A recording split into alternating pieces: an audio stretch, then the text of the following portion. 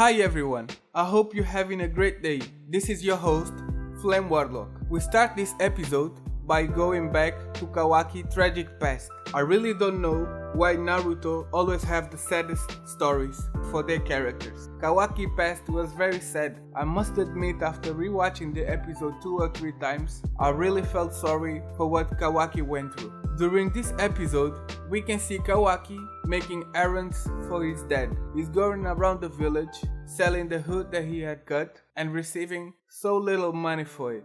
Everyone in the village is aware that Kawaki's dad is an alcoholic and he always abused Kawaki. But it seems like no one gives a shit about it. After getting the alcohol for his dad, Kawaki cross paths with this man that is selling goldfish around the village. This man invites Kawaki to buy one of his goldfish, but Kawaki is just a little kid and he have no money, and he states clearly to the man, I have no money, so I can't buy no goldfish. The man seems like a nice person and he invites Kawaki to go see the festival of goldfish that will happen in the village at some point. Kawaki accepts the pamphlet and he makes his way home. It was already very late and his dad would be upset if he gets home late. Kawaki makes his way home. You can see by the time that he started working and by the time he arrived at his house, it was already nighttime. Arriving home, Kawaki is very hungry and he asks his dad if he can get some food. Before getting the key for Kawaki to get the food, his dad just mocked him around and treat him really bad.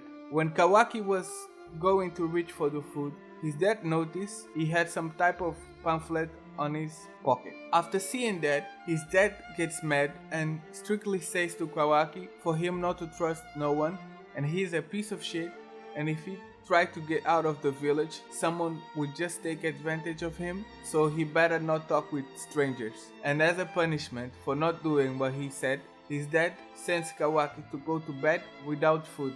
Like, you really need to be a big monster to treat your kid like that. You just put your kid to hard labor, and when he gets home to get some food, you deny him. But that's completely ruthless. His dad is really a monster. What's really sad about this episode is not only Kawaki's dad that he's a piece of shit. Everyone in the village, everyone is part of it. Everyone knows what Kawaki goes through day to day, and no one seems to do nothing. Everyone is just ignoring him and just let the things be as they are. That's really shit. As a society, we should always look after the young ones and look after the kids. We should never ignore the youth when they're going through hard times. We have an obligation as a society to look after the young ones. Let's never forget that, people. Back to the episode.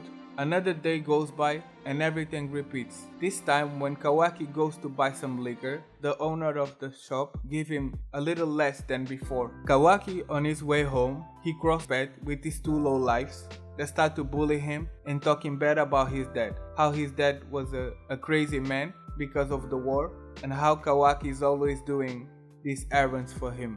Kawaki didn't like what they were saying and he started talking back. Because of that, one of the kids punched Kawaki and he fell to the ground. And then you can see the goldfish man that met Kawaki previously. He comes by to Kawaki's defense. After their interaction with the boys, it's clearly that Kawaki is bleeding from his eye. The goldfish guy gives Kawaki a tissue for him to clean his eye on. While that happens, Kawaki lets that tissue drop on the floor and it's full of blood. And then we can see that Delta was going by and she grabbed the tissue. When these kids punch Kawaki, the bottle of alcohol that he was holding onto cracked a bit. Kawaki is very scared and is terrified to go home because he knows what will happen if he goes home with the bottle broken. And that's exactly what happened. Kawaki goes home with the broken bottle. His dad is completely furious and he grabs Kawaki and he put him in a storage place and he just closed him up there. The only thing that is holding on to Kawaki is his imagination, how he likes goldfish.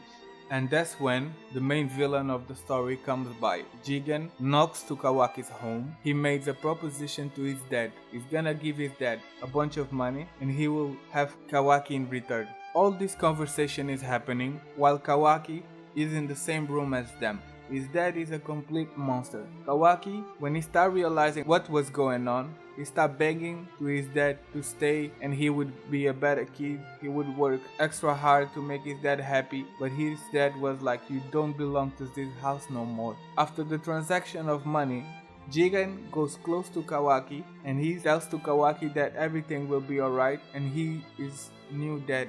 Kawaki is terrified and you can clearly see that in this kid's eyes. He's completely traumatizing the amount of pain and loneliness that this kid went through. On their way to exit the village, Jigen and Kawaki, they stumble across the Goldfish Man. The Goldfish Man comes out of nowhere and we all thought, oh wow, finally someone who cares about this kid. Plot twist. This goldfish guy, he don't care about Kawaki. He's just a kid trafficker that wants to sell Kawaki to someone else. After that, Jigen tells to Kawaki to wait for him in the end of the tunnel. He will just talk with this goldfish guy and everything will be okay. We can clearly see that Kawaki is terrified and he starts running to the end of the tunnel. Once again, we have the imagery of goldfish surrounding Kawaki. After that, Jigen comes out of the tunnel and says to Kawaki that everything will be okay and he should be fine. Kawaki finally told Jigen what he wanted. He said he wanted a goldfish. After that, we arrive to Jigen's hideout. In Jigen's hideout, we can see the lab where Amado is around and he asks Jigen if this is the last kid. Jigen replies, yes, this one is the last kid. Take good care of him. After that, Jigen turns around to Kawaki and promises him that everything will be okay and he won't feel empty and hollow no more. If everything goes accordingly, Kawaki will be Jigen's son. But we all understand what he means by that. He will implant a karma in Kawaki and if that happens, he will be a vessel to Jigen.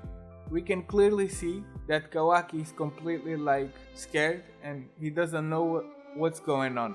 After that last part, we wake up in the hospital where Kawaki was passed out and we have Naruto and the other Konoha ninjas around the hospital bed. Naruto promised to Kawaki that everything will be alright and he is in a safe place now. And that's the end of the episode. In this episode, we learn the tragic past of Kawaki, how bad of environment he was raised on. The people from the village didn't give a shit about him. We had a lot of people that he couldn't trust. His dad was a complete psychopath and alcoholic. We got introduced to Jigen, how Jigen found his way to Kawaki, and how Kawaki childhood is so hard. This was literally what happened along this episode. I hope you all like this episode as much as I, and I hope I see you guys in the next episode. Like, share, and subscribe.